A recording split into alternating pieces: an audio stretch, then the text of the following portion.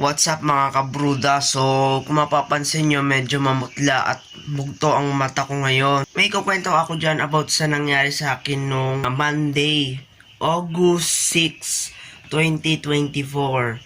So, samahan nyo po si Dion Vlogs. Tayo po ay magkukwento about sa aking sakit. At ano bang sakit yung naranasan ko nung isang araw?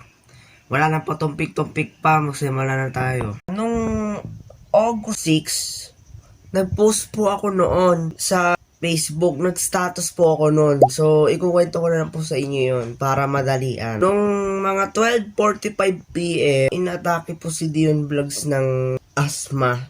So, sa mga di po nakakaalam kung ano yung asthma, ang asthma po ay isang sakit sa ubo na pwede makuha ito sa mga dust particles or kung ano pang mga particles na nasa paligid natin kagaya ng usok, gas and toxic emissions, car vehicle emissions, at dust particles na nasa paligid natin. Marami pa yun. At pwede din po makuha yun sa jeans. Sa akin po sa jeans po yun nakuha. Kaya po ako nagka-asthma. Sa papa ko po yun yan, jeans. Nasa jeans po yan. Tapos, inatake nga po ako noon. So, alam nyo na po kung ano yung asthma. Ngayon naman po, ikukwento naman po natin kung ano yung nangyari. So, nung mga bandang alauna, ako po kasi ay nasa school noon, mga 12:45 noon. Siyempre, Monday. At nag-aaral pa po ako. Ako ay nasa school noon. Tapos po, mga 1 p.m., chinat ko na po si mama. Nung mamang ko po, chinat ko na po siya. Parang mabigat, kakaiba yung nararamdaman ko. Pinapunta ko siya doon sa room namin. Nagsimula na yung class ko, yung Spanish class ko. Kaya, yun. Parang nagagawa na kami noon, sa kalagitnaan na kami nung dumating yung mama ko. Nagdala siya ng portable pang nebulize sa akin noon para guminhawa yung pakiramdam ko. Para din siyang inhaler pero lalagyan mo siya na bala para gumana yung nebulizer. So, yun po yung purpose nun, para mapangginhawa yung pakiramdam kapag may naninikip yung daluyan ng hininga mo. Then, nagpunta po kami sa clinic noon. Nagpunta po kami ng clinic. Pagkatapos noon ay doon po kami nagbomba. Then, nagulat yung guro ko. Sabi niya, "Ay, Dion, ikaw pala yun." So yun, alalang-alala siya. At doon, nagbombahan na nga kami doon. Tapos mga ilang minuto, yan, mga 1:30, nakatapos na. Then, sinabi ng guro ko kung babalik pa ba or uuwi na lang. So, sabi ko babalik na lang kasi 2 oras naman na lang. Sa hindi po nakakalam kung ano po ba ang schedule ng pasok ko ay 7 to 3. 1:30 nga ako inatake. So, mga 1 hour and 15 minutes na lang yun. 1 hour and 15 minutes na lang po yun. So, yun nga.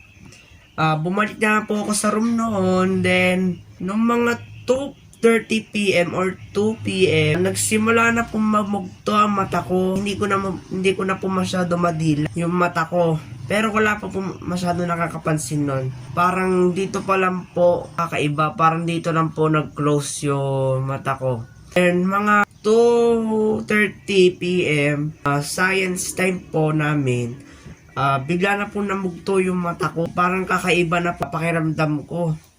So sabi ng mga klase ko, para na daw akong aswang. So, chinik ko yung cellphone ko. Nakita ko nga na grabe mamugto yung mata ko. Ang nangyari sa aking mata. Namugto po siya, parang na-irritate. Sabi nga nung science teacher ko, para daw na-irritate. Allergy. Yan, allergy. Then, ng mga bandang alas 3, may pinapunta yung mga klase ko sa parang grade 8 teacher sa lalaki. Then, sinabi niya sa akin ko, bakit daw namumugto?